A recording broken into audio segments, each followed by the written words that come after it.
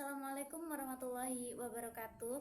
Perkenalkan, nama saya Siti Nur Azizah, mahasiswi Universitas Terbuka semester 2 dengan NIM 0538708004, Program Studi Ilmu Administrasi Negara dari UPBJJ Palembang.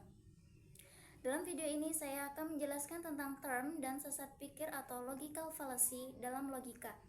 Yang pertama, kita akan membahas tentang term dalam logika. Term merupakan kata atau suatu ungkapan yang digunakan dalam suatu argumen. Terdapat 3 jenis term dalam logika. Yang pertama yaitu term universal. Term universal merupakan term yang mengacu pada seluruh kategori dari suatu kelompok atau anggota. Contohnya seperti semua manusia dan semua hewan. Yang kedua yaitu term konkret. Term konkret ini merupakan term yang bersifat nyata atau benar-benar ada. Bisa dilihat, bisa dirasakan, atau bisa diraba secara fisik. Contohnya seperti pohon, rumah, dan hewan. Yang ketiga yaitu terms abstrak. Term ini merujuk pada konsep sifat atau kualitas yang tidak memiliki bentuk fisiknya. Contohnya seperti kemanusiaan, keberanian, dan keadilan.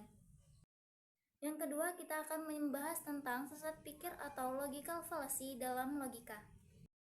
Sesat pikir sendiri merupakan suatu kesalahan dalam penalaran atau argumen yang membuat kesimpulan menjadi tidak valid atau menyesatkan, meskipun argumen tersebut terdengar meyakinkan.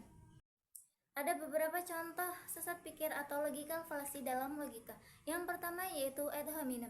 Ad hominem merupakan sesat pikir yang menyerang karakter atau pribadi seseorang, alih-alih membantah argumennya. Contohnya seperti, kamu bahkan bukan seorang ilmuwan, jadi tidak usah bicara soal perubahan iklim. Yang kedua yaitu apple to authority, di mana seseorang menganggap suatu pernyataan sudah pasti benar karena disampaikan oleh orang yang dianggap berotoritas tanpa memeriksa kebenarannya. Contohnya seperti, seorang dokter menyatakan obat ini ampuh, jadi sudah pasti benar tanpa mempertimbangkan bukti lainnya. Selanjutnya saya akan menjelaskan tentang bagaimana cara kita agar terhindar dari logical fallacy atau sesat pikir tersebut. Yang pertama yaitu berlatih berpikir kritis. Semakin sering kita berlatih berpikir kritis, semakin baik pula kita dalam mengidentifikasi dan menghindari logical fallacy.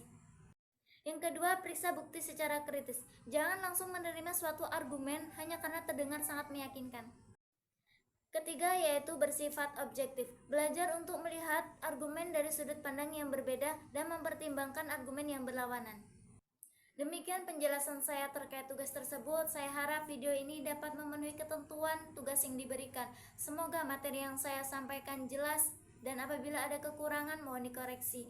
Terima kasih. Wassalamualaikum warahmatullahi wabarakatuh.